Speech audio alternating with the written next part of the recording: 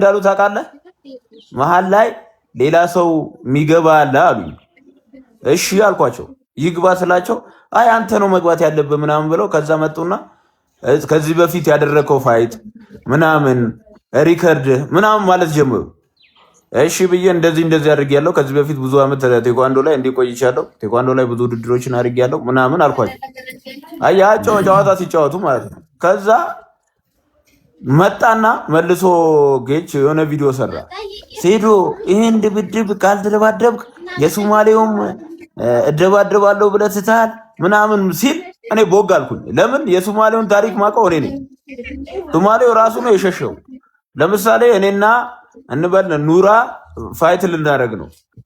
የሆነ የሚያዘጋጅ አካል ከሌለ ቤት አምጥቼ ላዘጋጅለት ነው እንዴ? እኔ ራሴ ብር ከፍዬ ልሰጠው ነው?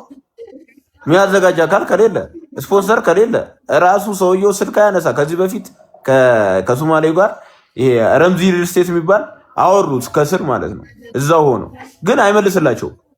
የሚያወራው ሌላ ልጁ አሁንም ሰሞኑ አሁን ትላንትና ቪዲዮ ሰራ። ለምን የሰራ ይመስላል? ለመፈመስ ፈልጎ ነው። አሁንም አካውንቱን ለማሳደግ ፈልጎ። የሶማሊያው ልጅ እኮ ማለት ነው የኛ ሰዎች ችግር ነው እንጂ የሶማሊያው ልጅ እንደማይጋጠም ፕሮፋይሉን ገብቶ ማየት በጣም ቀላል ነው።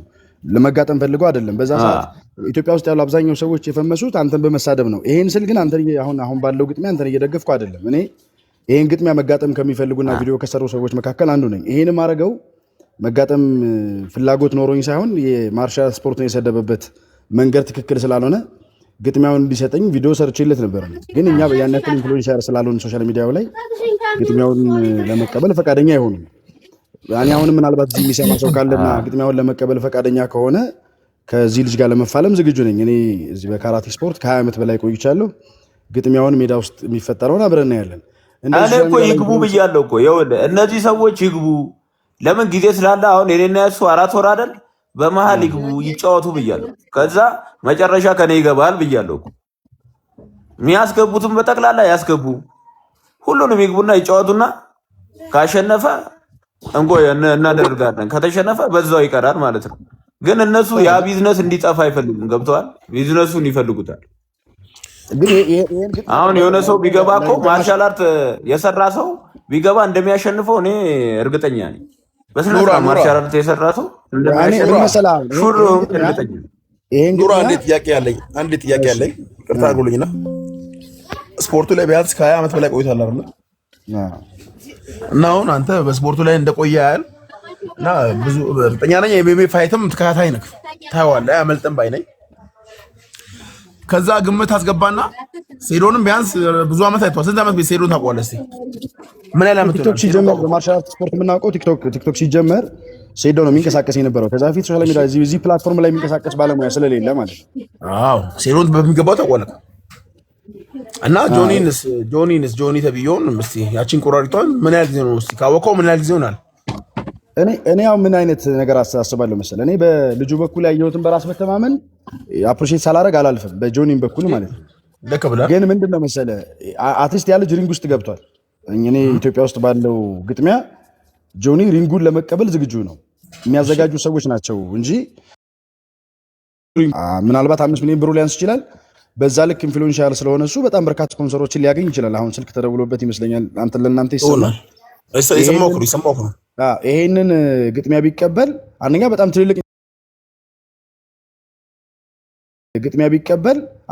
ትልልቅ ቢቀበል በጣም በርካታ ደጋፊዎች አሉት። በጣም በርካታ ስፖንሰር የሚያደርገው ሰው ይኖራል ብዬ አስባለሁ።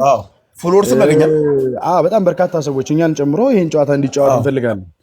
ይሄን ስንፈልግ እኛን ስለማይቀበሉን እኔ ሴዶ እንዲጫወት እፈልጋለሁ። አላውቅም ያለውን ስታተስ ሆነ ለመናገር አሁን ሶሻል ሚዲያ ላይ በማየው ነገር በጣም የማይደፈር ሰው ነው ማለት አልችልም ሴዶን፣ ምክንያቱም እኔ አይቼው ስለማላውቅ ሲፋለም አይቼው አላውቅም። ሲሰራ ግን በጣም ስትሮንግ ነው፣ በጣም ጉልበት አለው። በጣም የማይነካ አይነት ሰው እንደሆነ ያስታውቃል። ሪንግ ግን ራሱን የቻለ ፐርፎርም ይፈልጋል። እኔ ሴዶ አይችልም ይችላል ሳይሆን ይሄ ውድድር ግን ቢቀበለው በጣም በርካታ አውትካም አለው፣ በጣም በርካታ ትርፍ ያተርፍበታል። ሴዶ ምናልባት ቆየን እኮ ተቀብሎታል እኮ ገባኝ። አሁን ከተቀበለን ቆየን። ትናንት ያቀረብካቸው እኔ ትናንት ወደ 30 ደቂቃ ምናምን ላይቭ ላይ ነበርኩኝ። ያቀረብካቸው ነገሮች አሉ። እኔ በሰዓቱ አናደውኝ ነው እና ኑራ አንዴ አናደውኝ ነው ቫልዩን ማሳወቅ አለብህ። እና ኑራ ምን መሰለህ ማለት የፈለኩት እና ብዙ ዓመት አይተሃል አንተ ስፖርቱ ላይ ቆየ ሰው ነህ። አሁን የራስን ግምት አስቀምጥ ብትባል አሁን እስቲ በመጀመሪያ ኤምኤምኤ ማለት በሚገባው የሚያስፈልገው አቅም ነው። አቅም አስፈላጊ ነው። ለምሳሌ አሁን ጆን ጆንስን ታውቀዋለህ? አውቀዋለሁ። እኔ በህይወቴ ዘጎት ምለው ተፋላሚ ጆን ጆንስ ነው። ጆን ጆንስ ማለት ይሄን በብዛት ቦክሶቹን ፋይቶቹን አይተህ ከሆነ ጠቃሚ ሰውን በሚገባው አቅም አለው። ገብቶሃል? በሚገባው በቃ ላይ ሰው የሆነ ኦቨር አቅም አለው። ኦቨር ከሰው ልጅ ኦቨር አቅም አለው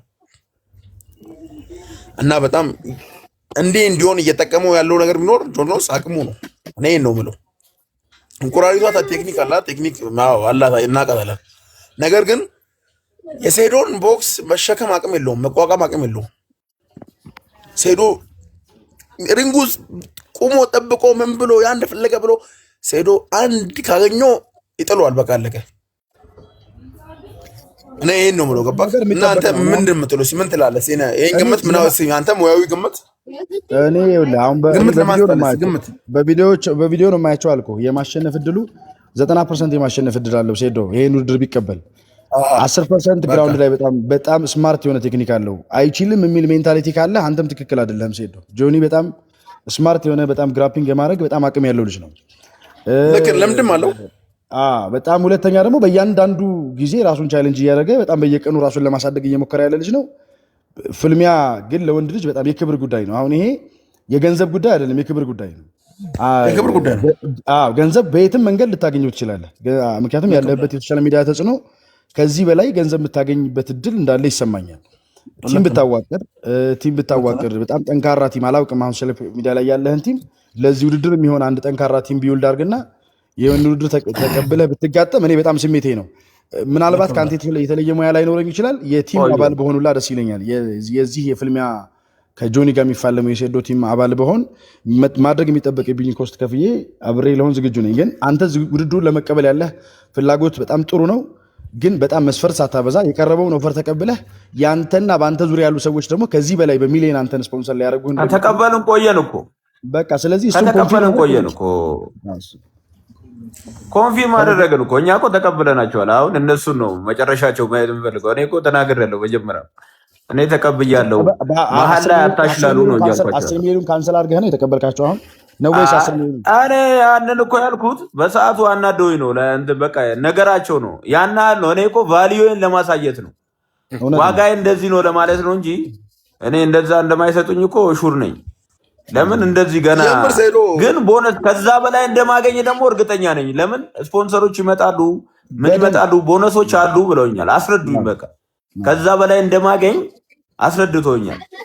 በስፖንሰር በምናምን በተለያዩ ነገሮች ከዛ በላይ እንደማገኝ ሲያስረዱኝ እኔ ለህዝቡ ብዬ ነው። አሁንም ህዝቡ እንዲያውቅ የምፈልገው ለህዝቡ ብዬ ነው። ህዝቡ አይቶ እንዲደሰት ማርሻል አርት እንዲያድግ ብዬ ነው እንጂ ከዛ ውጪ እንትኔንም እዛ በዛ ሌብል እኔ በሱ ሌብል አይደለሁም። ሰው እንዲያውቅ የምፈልገው ማለት እኔ እና እሱ አንገናኝም፣ ሰማይና ምድር ነው። ገብቶሃል አይደል? ሰማይ በሚክስድ ማርሻል አርት ነኝ። ማንም ቢመጣ አጋድመዋል። ማንም ማለት በራሴ በኪሎ ይምጣ ወይም ኪሎ ማስተካከል ይምጣ እኔ አጋድመዋለሁ። በሚክስድ ማርሻል አርት ነገር ያለው ኖሃውም አለ።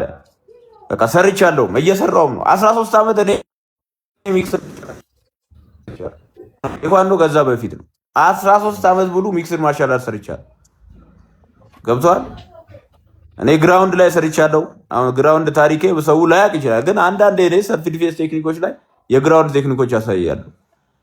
እኔ ግራውንድ ቴክኒክ ከኔ ጋር ቆሞ ማንም እኔ ዊን ሊያደርገኝ አይችልም፣ ሊጥለኝም አይችልም። ገብቷል። ያንን ነገር አለ እኔ ጋር፣ ያንን ማድረግም እችላለሁ። ዋጋዬን ስለማቅ ነው። እኔ ዋጋዬ ከፍ ያደረኩት ዋጋዬን ቫልዩዬን ስለማቅ ነው። አሁን ለምሳሌ ጆኒን ብሎ የሚመጣ የለም ውድድሩ ላይ እኮ እኔና እሱ ፋይት ብናደርግ እኮ ሴዶ ብሎ የሚመጣ ነው ያለው በብዛት ማለት ነው። 90% ሴዶ ብሎ ነው የሚመጣው። የተወሰኑ ሰዎች አሁን የመጡ አዲስ ደጋፊዎቹ ሊመጡ ይችላሉ። አዲሱ ደጋፊዎች ሊመጡ ይችላሉ። 90% ከሴዶ ብሎ ነው የሚመጣው። ለዛ ነው እኔ አሁን ተስማምቻለሁ እኮ ኦልሬዲ በቃ ኦልሬዲ በ5 ሚሊዮን ኦፈር ተስማምተናል። ጥቅማ ጥቅሞች ስላሉኝ ማለት ነው። ስፖንሰሮች ይመጣሉ። ሴዶ ብሎ የሚመጡ ስፖንሰሮች አሉ። በዛ ታገኛለህ። በሌላም ጥቅማ ጥቅም ስለምታገኝ 10